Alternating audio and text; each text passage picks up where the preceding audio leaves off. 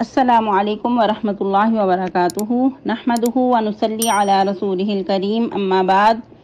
امید کرتے ہیں آپ تمام سسٹرز خیر و عافیت سے ہوں گی اور ایمان کی بہترین حالت میں ہوں گی۔ اللہ رب العزت سے دعا ہے آپ کی طرف ہر بڑھنے والا شر خیر میں بدل دے، آمین آمین۔ اور امید ہے کہ آپ لوگوں نے فرائیڈے بھی بہت اچھے سے گزارا ہوگا۔ تو پیاری سسٹرز، ہم لوگ سورہ نساء کی آیت مبارکہ 121 تک ٹرانسلیشن اور آیت مبارکہ 118 تک تفسیر کا لیسن پڑھ چکے تھے۔ آج مزید ٹرانسلیشن کا لیسن نہیں دیا جائے گا اور تفسیر کا لیسن آیت مبارکہ 117 اور 118 سے سٹارٹ کریں گے، یعنی کہ کل کے لیسن کو ہی ریکیپ کریں گے، مزید ان آیت مبارکہ کو دیکھیں گے۔ تو آئیے لیسن سٹارٹ کرتے ہیں۔ رب اشرح لی صدری ویسر لی امری واحلل عقدۃ من لسانی یفقہوا قولی اللہم بارک لنا فی اوقاتنا اللہم فقہنا فی الدین اللہم انی اسألک الہدی والتقی والعفاف والغنی اللہم الہمنی رشدی واعذنی من شر نفسی اعوذ باللہ من الشیطان الرجیم ان يدعون من دونه الا اناثا وان يدعون الا شیطانا مریدا لعنه الله وقال لأتخذن من عبادك نصيبا مفروضا ولأذلنهم ولأمنينهم ولآمرنهم فليبتكن آذان الأنعام ولآمرنهم فليغيرن خلق الله ومن يتخذ الشيطان وليا من دون الله فقد خسر خسرانا مبينا يعدهم ويمنيهم وما يعدهم الشيطان إلا غرورا أولئك مأواهم جهنم ولا يجدون عنها محيصا۔ تفسیر۔ ہم لوگ بہت ہی اہم لیسن پڑھ رہے تھے اور ہمارا موضوع جو تھا وہ شیطانی ہتھ کنڈے تھے کہ شیطان نے کس طرح اپنا جال بچھایا ہوا ہے اور انسان کیسے اس میں پھنستے ہی چلے جا رہے ہیں۔ اللہ رب العزت انسان کو اس کے جو چھپا ہوا دشمن ہے، ابدی دشمن ہے، اس کی پہچان کروا رہے ہیں۔ اور اللہ رب العزت ادھر کیا فرما رہے ہیں؟ یدعون من دونہ الا اناثا، یہ لوگ نہیں پکارتے اس کے علاوہ مگر عورتوں کو یا پھر مورتیوں کو، اور نہیں وہ پکارتے، یعنی کہ حقیقت میں نہیں پکارتے مگر شیطان راندے ہوئے کو۔ یہ ادھر اللہ رب العزت نے کیوں بات کی؟ کیونکہ مشرکین مکہ پتھر کی مورتیاں بنا کر ان کے ساتھ اپنی عقیدت وابستہ کرتے اور ان کو مختلف مشکلوں دور کرنے کا سبب سمجھتے۔ تو اللہ رب العزت ان کی عقل کو واضح کر رہے ہیں کہ عورت جو بذات خود ایک کمزور ہے اور ناز و نم سے پلی ہوئی ہے، تو اس کو انہوں نے اپنی حاجات کے لیے بنایا ہوا ہے اور خود ہی تراش کے اس کو خود ہی اپنی مشکل دور کرنے کا سبب بنایا ہوا ہے۔ پھر مزید فرمایا کہ حقیقت الحال وہ شیطان کو ہی پکار رہے ہیں،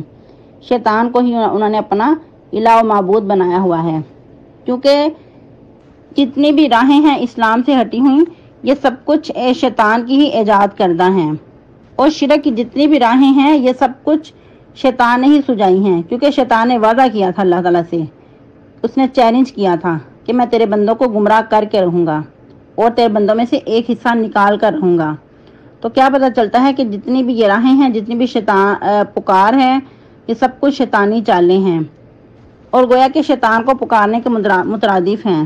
اگرچہ لوگ شیطان کو کتنا برا بلا سمجھیں، اس کو سرکش سمجھیں، اس کو لعین سمجھیں، لیکن جو بھی شخص اسلام سے ہٹ کر چلتا ہے وہ گویا شیطان کے ہی کہنے پہ چلتا ہے۔ تو اللہ رب العزت فرما رہے ہیں لعنہ اللہ وقال لأتخذن من عبادک نصیبا مفروضا، کہ وہ شیطان تو ایسا ہے جس پہ اللہ نے لعنت کی ہے۔ لعنت کس کو کہا جاتا ہے؟ کہ اللہ کی رحمت سے دور ہونا، کہ اس کو پکارتے ہیں یا اس کو اپنا معبود سمجھتے ہیں کہ جو اللہ کی رحمت سے ہی دور ہے، جو اللہ کی رحمت سے بٹکا ہوا ہے، راندہ ہوا ہے۔ جیسا کہ اس نے چیلنج کیا تھا کہ میں تیرے بندوں کو بٹکاؤں گا، اور یہ اللہ تعالیٰ اور شیطان کے درمیان جو گفتگو تھی، جو مکالمہ تھا، وہ اللہ رب العزت نے قرآن میں 12 مقامات پہ فرمایا ہے، اس کی یاد دہانی کروائی ہے۔ کس لیے یاد دہانی بار بار کروائی؟ تاکہ انسان اپنے شیطان کو، اپنے دشمن کو پہچانتا رہے اور اس سے دور رہے، اس سے بچ کر چلے۔ اور اس نے کیا وعدہ کیا تھا کہ میں تیرے بندوں کو بٹکا کے رہوں گا۔ اللہ رب العزت نے بھی فرمایا کہ ٹھیک ہے، لیکن جو میرے مخلص بندے ہیں وہ تیرے چال میں نہیں آ سکتے، وہ اللہ کے جو خالص چنے ہوئے بندے ہیں وہ تیری بات نہیں ماننے والے۔ اس نے چیلنج پھر کیا کیا، وَلَا أُضِلَّنَّهُمْ، میں ان کو ضرور بھٹکا کر رہوں گا۔ اور ادھر آپ کو ایک اہم بات کہ عربی ٹیکسٹ آپ نے بہت اچھے سے پڑھنا ہے، جو تشدید ہے تو اس کو اچھی طرح ادا کریں۔ اس کے علاوہ عربی ٹیکسٹ کا بہت خیال رکھا کریں، زبر زیر پیش والے الفاظ کو لمبا نہ کیا کریں، اور جو الف مدہ والے حروف ہوتے ہیں ان کو تھوڑا لمبا کیا کریں، اور تشدید کی ادائیگی بھی بہت اچھے سے کیا کریں، کیونکہ تشدید والے الفاظ دو ہوتے ہیں، یعنی کہ اگر تشدید پہ کسی ورڈ پہ تشدید ہے تو اس کے اندر دو ورڈ چھپے ہوتے ہیں، جیسا کہ وَلَا أُضِلَّنَّهُمْ، لام پہ تشدید ہے تو ادھر دو لام یوز ہو رہی ہیں، ایسے ہی نون پہ تشدید ہے تو اس کے اندر بھی دو نون چھپے ہوئے ہیں۔ تو آپ لوگوں نے اس کی ادائیگی بہت اچھے سے کرنی ہے، کیونکہ اس آیہ مبارکہ میں تشدید کی بار بار ریپیٹیشن ہوئی ہے، تو آپ لوگوں نے اس کو اگنور نہیں کرنا، کیونکہ تشدید کی ادائیگی ٹھیک نہ کرنے سے بعض اوقات میننگ چینج ہو جاتا ہے۔ تو شیطان نے کیا کہا کہ میں ان کو ضرور بھٹکا کے رہوں گا، یعنی کہ ان کا رستہ گم کر دوں گا۔ اور بندہ مومن کی راہ کیا ہے، اس کی منزل جنت ہے، صراط مستقیم پہ وہ چلتا رہتا ہے اور آخر کار اپنی منزل کو پا لیتا ہے، اور بندہ مومن کی جو منزل ہے وہ جنت ہے، یعنی کہ جنت میں جانے تک کا رستہ گم کر دوں گا۔ وَلَأُمَنِّيَنَّهُمْ، اور انہیں لمبی لمبی آرزویں دلاؤں گا، اور انہیں حکم دوں گا کہ وہ ضرور کاٹیں کان جانوروں کے۔ اور شیطان کی آرزویں کیا ہیں، لمبی لمبی آرزویں دلانا، کہ انسان کی زندگی تو کم ہے لیکن اس کی جو آرزویں ہیں اس کو لمبی لمبی دلانا، کہ ابھی تو بہت تھوڑی زندگی گزری ہے، ابھی تو تم جوان ہو، ابھی تو ساری زندگی پڑی ہے، تو اتنا ہی عبادت کرنے کے کیا، جب بوڑھے ہوگی تو پھر عبادت کر لینا۔ یا پھر بعض اوقات مرد حضرات ایک دوسرے کو کیا کہتے ہیں کہ ابھی تو تم جوان ہو، ابھی داڑھی رکھ کے کیا کرنا ہے، بڑھاپے میں جا کر داڑھی رکھ لینا۔ یا پھر لڑکیاں ایک دوسرے کو کیا کہتی نظر آتی ہیں کہ تم ابھی سے پردہ کرنے لگی ہو، تم کون سا اتنی بوڑھی ہو چکی ہو، جب بوڑھی ہوگی پھر پردہ کر لینا۔ یا پھر پردے کو ہی برا بلا کہنا، یا پھر کہنا کہ پردہ تو آنکھوں کا ہوتا ہے، یا پھر دل کے اندر حیا ہے۔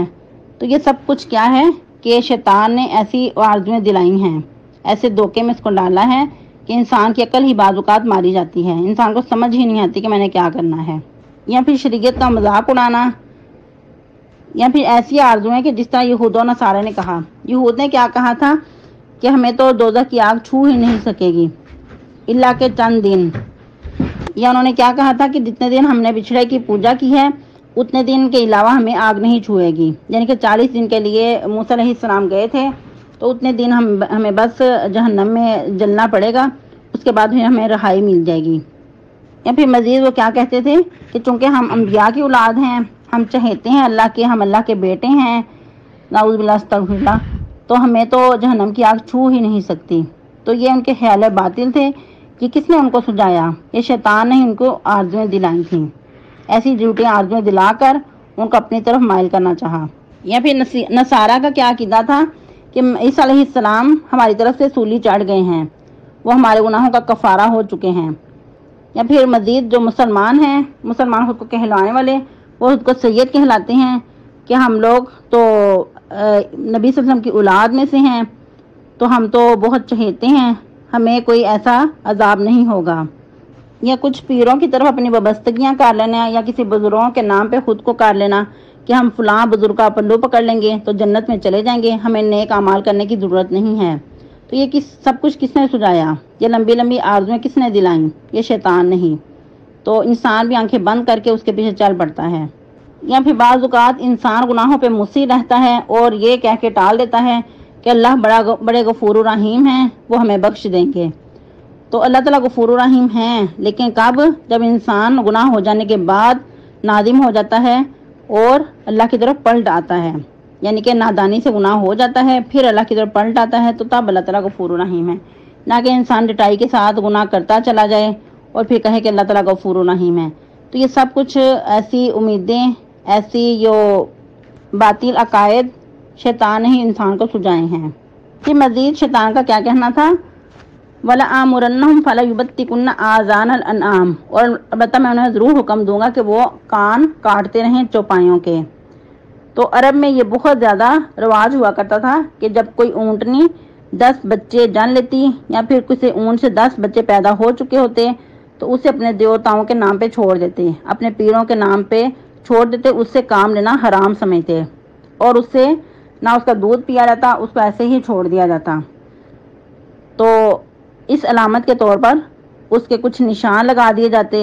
یا پھر اس کے کان چیر دیے جاتے، اور سب لوگوں کو پتہ ہوتا کہ یہ بتوں کے نام پہ چھوڑے ہوئے ہیں تو ان کو کچھ نہیں کہنا یا پھر ان سے کوئی کام نہیں لینا۔ اور لوگ تو یہاں تک سمجھا کرتے تھے کہ اگر ہم نے ان کو کچھ کہا تو ان کی بات دعائیں ہمیں لگ جائیں گی اور ہمارا بہت بڑا نقصان ہو جائے گا۔ ابھی بھی آپ لوگوں نے دیکھا ہوگا کہ کچھ جانور یوں ہی پھر رہے ہوتے ہیں اور کچھ لوگ کہتے ہیں کہ ان کو نہیں چھیڑنا، اگر ان کو کچھ کہہ دیا تو یہ ایسی بد دعا دیں گی کہ جو انسان کا بہت نقصان ہو جائے گا۔ اور ایسے جانوروں کو اللہ کی گائیں یا اللہ کی بھینس کہا جاتا ہے، حالانکہ وہ جو جانور ہوتے ہیں وہ لوگوں نے اپنے بتوں کے نام پہ چھوڑے ہوتے ہیں۔ یا پھر آج بھی لوگ کیا کرتے ہیں کہ جانور کے کچھ کان کا حصہ کاٹ کر تو اس کے جو چارہ وغیرہ ہوتا ہے اس کے اندر ہی ڈال دیا جاتا ہے، اور چارہ کھاتے کھاتے وہ کان کا حصہ بھی انسان جو جانور کھا رہا ہوتا ہے اس کے پیٹ میں ہی چلا جاتا ہے۔ تو اس طرح کی جو خرافات ہیں یہ گاؤں میں بہت زیادہ پائی جاتی ہیں، اور بعض اوقات آپ لوگ کبھی موقع آپ کو ملے تو آپ گاؤں کے سروے کیجئے گا اور اس طرح کی خرافات آپ کو بہت زیادہ ادھر ملیں گی۔ پھر مزید شیطان نے کیا چیلنج کیا، وَلَآمُرَنَّهُمْ فَلَيُغَيِّرُنَّ خَلْقَ اللَّهِ، اور البتہ میں انہیں ضرور حکم دوں گا کہ وہ اللہ کی مخلوق کو بدل دیں، اللہ کی جو پیدائش ہے اس کے اندر تبدیلی کر دیں۔ اللہ کی حرکت میں تبدیلی کیا ہے، آج بھی آپ بہت کچھ دیکھتے ہیں، جیسا کہ آج کل کوئی مرد ایسی شکل و صورت اپنا لے کہ وہ عورت معلوم ہو، یا عورت خود کو ایسا چینج کر لے کہ وہ مرد معلوم ہو۔ اب تو یہ ایک نیا قانون چلایا گیا ہے کہ مرد کی مرد کے ساتھ شادی، یا پھر عورت کی عورت کے ساتھ، یا پھر اور بھی اس قسم کے آپ کے سامنے ہیں۔ جیسا کہ آپ لوگوں نے بھی سنا کہ ایک نیا قانون چلا ٹرانسجینڈر کے نام پہ، تو یہ سراسر سب کچھ لعنت کے کاموں میں سے ہے، یہ شیطان نے ہی ایسی راہیں سجائی ہیں۔ یا پھر مزید اپنا روپ ایسا بدل کر کہ دوسروں کو دھوکہ دینے کی کوشش کرنا، جیسا کہ اگر کسی کی عمر زیادہ ہو چکی ہے تو اپنی شکل و صورت چینج کر کے تو کم عمر کا دکھائی دینا، یا پھر اگر بال سفید ہو چکے ہیں تو بالوں کو ایسا کلر کرنا کہ بال بالکل بلیک نظر آئیں، یا اپنی سانس چینج کر کے کچھ سے کچھ دکھائی دینا، یا پھر عورتیں مردوں کی مشابہت اور مرد عورتوں کی مشابہت کریں، جس طرح کہ آج کل بھی ہیئر سٹائل ایسے بنائے جاتے ہیں کہ بعض اوقات عورت نہیں دکھتی، یا پھر مرد خود کو ایسا چینج کر لیتے ہیں کہ وہ دور سے عورت ہی دکھے، یا پھر جیسا کہ عورتیں آئی برو بنواتی ہیں، پلکنگ کرواتی ہیں، یہ سب کچھ کیا ہے، حلق اللہ میں تبدیلی کروانا، یا پھر آئی لینز یوز کرنا جو کہ پرماننٹ ہوں، جو کہ صرف کس لیے ہوں کہ آنکھیں خوبصورت دکھیں، تو یہ بھی حلق اللہ میں تبدیلی میں آئے گا۔ اگر کوئی نظر کی کمی کی وجہ سے لگواتا ہے تو وہ پھر اس ضمن میں نہیں آئے گا۔ یا پھر سرجری کے ذریعے اپنے نقش و نگار چینج کروانا، یعنی کہ اگر ہونٹ موٹے ہیں تو ان کو باریک کروانا، یا اگر باریک ہیں تو ان کو موٹا کروانا، یا پھر ناک کی جو ساخت ہے وہ باریک کروانا، تو یہ سب کچھ کیا ہے، حلق اللہ میں تبدیلی میں ہے۔ اور یہ آج کل بہت زیادہ ہو رہا ہے، اور یہ ایسا ٹرینڈ چل گیا ہے کہ انسان کو پتہ ہی نہیں چلتا کہ یہ گناہ کے کام ہیں، بس ایک فیشن کے نام پہ لوگ کرتے ہی چلے جا رہے ہیں۔ یا پھر مردوں عورتوں کو خود کو بانجھ کروا لینا، یعنی کہ خسی کروا لینا، اولاد کے قابل نہ خود کو رہنے دینا، تو یہ بھی کیا ہے، خلق اللہ میں تبدیلی میں آئے گا۔ یا پھر منصوبہ بندی کروانا، یا استقاط حمل کے مختلف طریقے اپنانا۔ ایک طرف اللہ رب العزت نے کہا کہ نکاح کا مقصد افزائش نسل ہے، لیکن انسان اس کو روکنا چاہتا ہے، اور نبی صلی اللہ علیہ وسلم نے کیا فرمایا کہ میں اپنی امت پہ فخر کروں گا جس کے بچے زیادہ ہوں گے۔ لیکن انسان آج کل منصوبہ بندی کر رہے ہیں بغیر کسی عذر کے کہ ہم اس کو کھلائیں گے کہاں سے، گویا کہ انسان خود رازق بن بیٹھے ہیں، جبکہ اللہ رب العزت فرماتے ہیں نحن نرزقہم وایاکم، کہ ان کو بھی اور تم کو بھی ہم ہی رزق دیتے ہیں۔ پھر اللہ رب العزت نے کیا فرمایا، ان قتلہ کان خطئا کبیرا، ان کا قتل کرنا بہت بڑا گناہ ہے۔ تو انسان بعض اوقات نہیں سمجھتا، بعض اوقات کیا کہا جاتا ہے کہ ابھی تو یہ شروع کا ہی، یعنی کہ پریگننسی شروع کی ہے، اس میں اس کو ختم کرنے کا کوئی گناہ نہیں، لیکن یاد رہے چاہے ایک دن کا بھی حمل کیوں نہ ہو تو اس کو ضائع کرنا کبیرہ گناہ ہے۔ یا پھر جیسا کہ آج کل اپنی جلد میں ٹیٹوز بنوانا، تو یہ بھی سب کچھ حلق اللہ میں تبدیلی میں ہے۔ یا پھر بالوں کے اندر بال جڑوانا یا پھر وگز یوز کرنا، جیسا کہ آج کل یہ بہت کچھ ہو رہا ہے کہ بال اگر چھوٹے ہیں تو ان کے اندر جوڑ لگوا لیا جاتا ہے کہ یوں دکھائی دے کہ ہمارے بال بہت لمبے ہیں۔ یا پھر اپنی جلد میں کچھ کندا کروانا، جس طرح کہ عرب میں بھی رواج ہوا کرتا تھا اور آج کل بھی کچھ علاقوں میں یہ چلتا ہے کہ جلد کے اندر کھدوا کر کچھ نہ کچھ کلرز بھر دیے جاتے ہیں یا کچھ لوگوں کے نام لکھ لیے جاتے ہیں۔ جس طرح کہ کچھ علاقوں میں اس طرح کا بھی رواج ہے کہ اگر کوئی مرد یا عورت شادی شدہ ہیں تو وہ اپنے یعنی کہ زوج کا نام کندا کروا لیتے ہیں، یعنی کہ اگر شوہر ہے تو بیوی کا نام لکھوا لیتا ہے، اگر بیوی ہے تو شوہر کا نام لکھوا لیتا ہے۔ تو یہ سب کچھ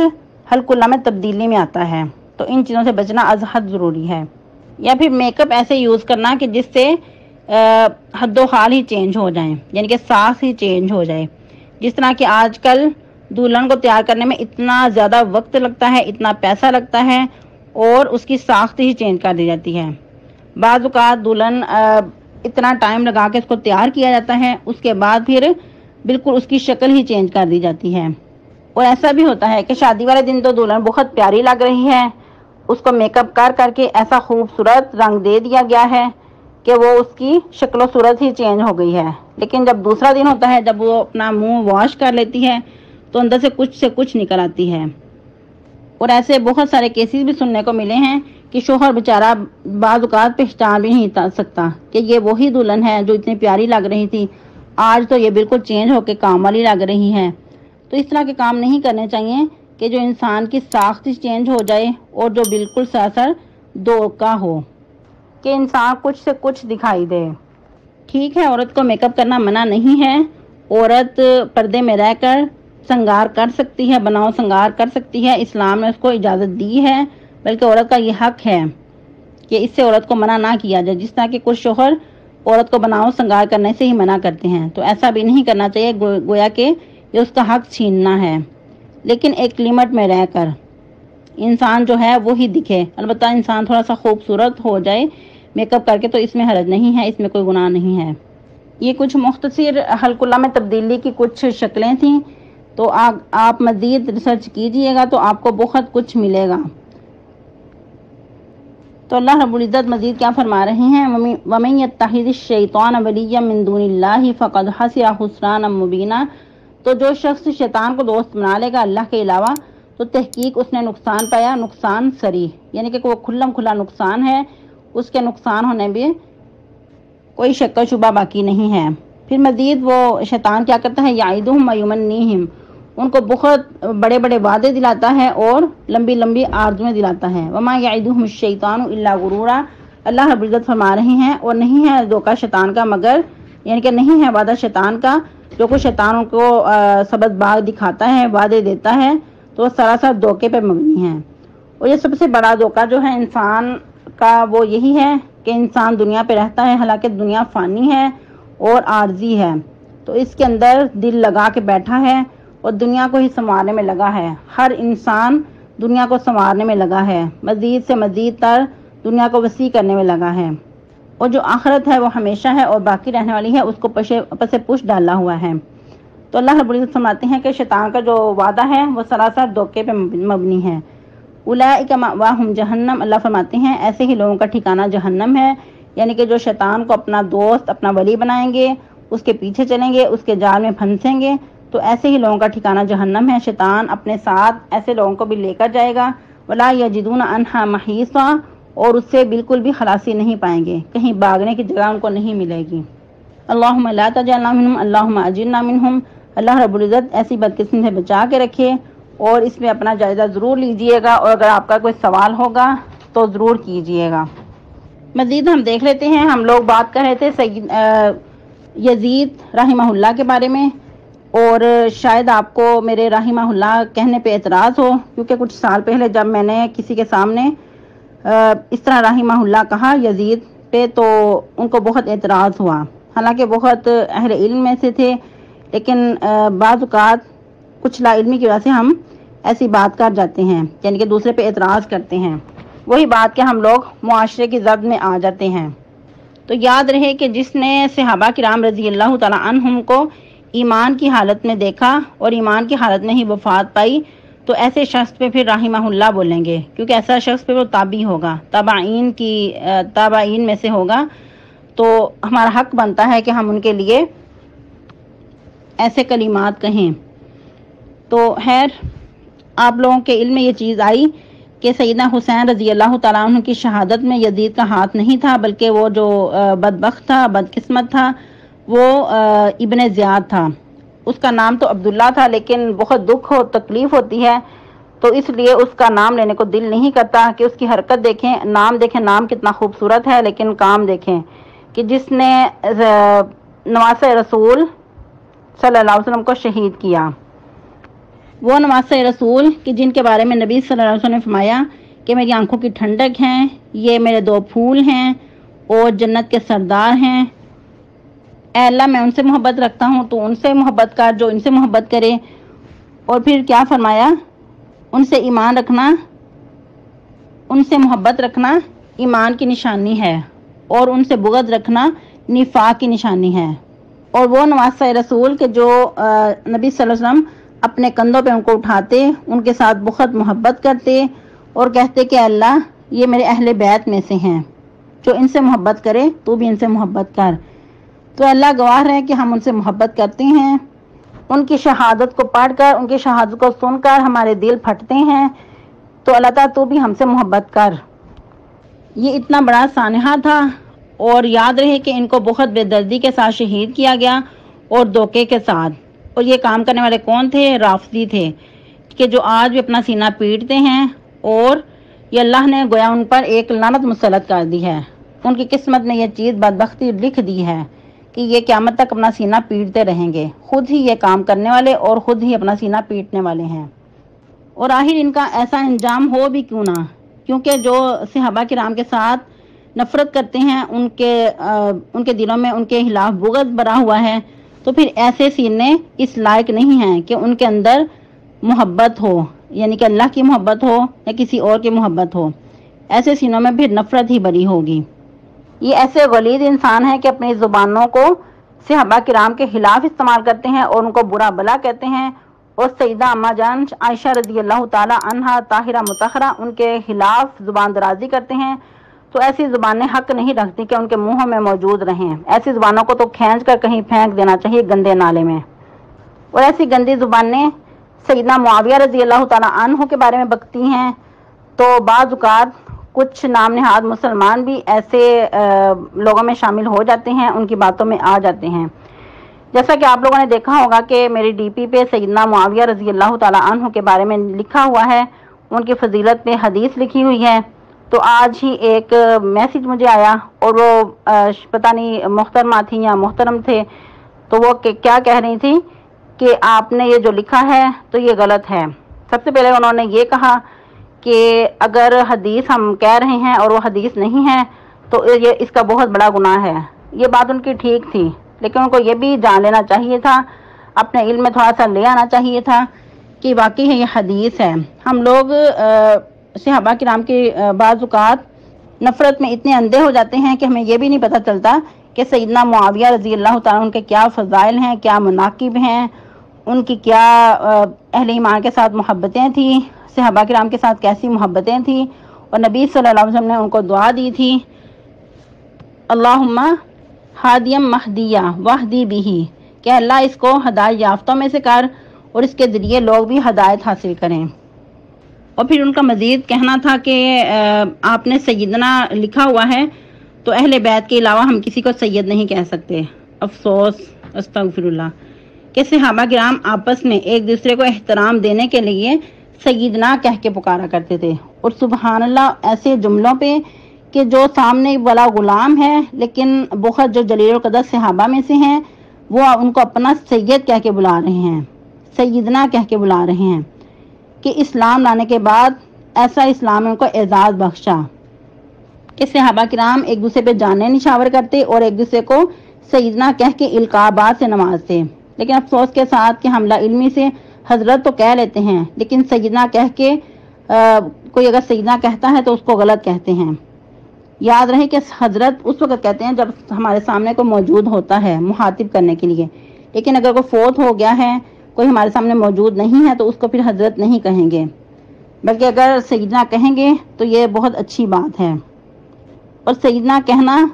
کہ وہ بہت محترم اور چنا ہوا، تو صحابہ کرام سب کے سب چنے ہوئے تھے، اللہ کے معزز بندوں میں سے تھے اور اللہ کے بہت چنے ہوئے نوازے ہوئے بندے تھے،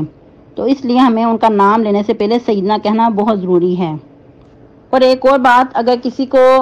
سمجھ نہیں آتی کہ یزید جو تھے وہ اس سے بری و ذمہ تھے، تو میرا ان سے چیلنج ہے کہ آج تک کوئی یزید کے بارے میں ان کو شہید کرنے پہ کوئی ثبوت پیش نہیں کر سکا اور نہ قیامت تک کوئی پیش کر سکے گا۔ اگر کسی کے پاس ایسے دلائل موجود ہیں تو ضرور پیش کرے، لیکن یاد رہے کہ کبھی بھی کوئی پیش نہیں کر سکتا۔ لیکن لاعلمی کی وجہ سے ہم اپنے اندر بغض بھر کے ان کو گالیاں دیتے جاتے ہیں، ان کو رافضی، ناصبی اور پتہ نہیں کیا کیا القابات دیتے رہتے ہیں اور اپنے نامہ اعمال میں کمی کرواتے رہتے ہیں۔ اور یاد رہے کہ جنہوں نے حسین رضی اللہ تعالیٰ عنہ کو شہید کیا تھا وہ 18,000 پہ مشتمل لشکر تھا، جو کہ اس نے پہلے مسلم بن عقیل کے ہاتھوں پہ بیعت کی تھی، لیکن بعد میں دنیا کی رنگینیاں سامنے آ گئیں اور جب ابن زیاد نے انعام و اکرام سے نوازا تو اس وقت فوراً غداری کی، مسلم بن عقیل کو چھوڑ کر تو ابن زیاد کے ہاتھ پہ بیعت کر لی اور مسلم بن عقیل رضی اللہ تعالیٰ عنہ کو تنہا چھوڑ دیا، اور وہ بیچارے گلیوں میں بھٹکتے پھر رہے تھے، کوئی ان کو ڈر کے مارے پناہ نہیں دے رہا تھا، یہاں تک کہ پانی کا گھونٹ بھی نہیں دینے کو تیار تھا۔ یہاں تک کہ اگر ایک بڑھیاں تھیں، انہوں نے بہت رحم کرتے ہوئے ان کو اپنے گھر پناہ دی اور ان کو پانی پیش کیا، کھانا پیش کیا،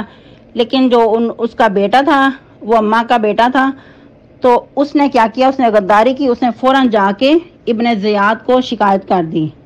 کہ مسلم بن عقیل ہمارے پاس چھپے ہوئے ہیں، تو کتنا انعام دو گے؟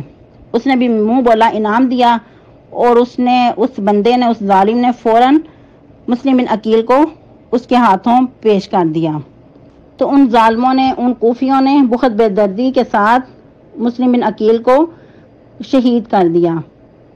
اور پھر یہاں تک بس نہیں کی، بلکہ جو ان کے اندر انتقام کی آگ بھڑک رہی تھی، جو ان کے اندر بغض بڑا ہوا تھا، انہوں نے سیدنا حسین رضی اللہ تعالیٰ عنہ کو شہید کر کے ہی دم لیا۔ یہ ایسے لعین شخص ہیں، ایسے لعین لوگ تھے، اللہ رب العزت ان پہ لعنتیں برساتا رہے اور قیامت تک لعنتیں برستی رہیں گی، اور جو آخرت میں ان کا انجام ہونے والا ہے وہ سب سے بڑھ کر ہے۔ اور یاد ہے کہ آج جو لوگ صحابہ کرام رضی اللہ تعالیٰ عنہ کے ساتھ بغض رکھتے ہیں، ان کے خلاف زبانیں دراز کرتے ہیں، تو ان کو اپنی حرکت سے باز آ جانا چاہیے، ورنہ اپنا پھر جو انجام ان کا آخرت میں ہونے والا ہے اس کا انتظار کریں۔ ایسے لوگ تو واجب القتل ہیں، جس طرح کہ نبی صلی اللہ علیہ وسلم نے کیا فرمایا کہ جو میرے صحابہ کرام کو برا بلا کرے اس کو قتل کر دو۔ سبحانک اللہم ربنا و بحمدک نشہد ان لا الہ الا انت نستغفرک و نتوب الیک۔ والسلام علیکم ورحمۃ اللہ وبرکاتہ۔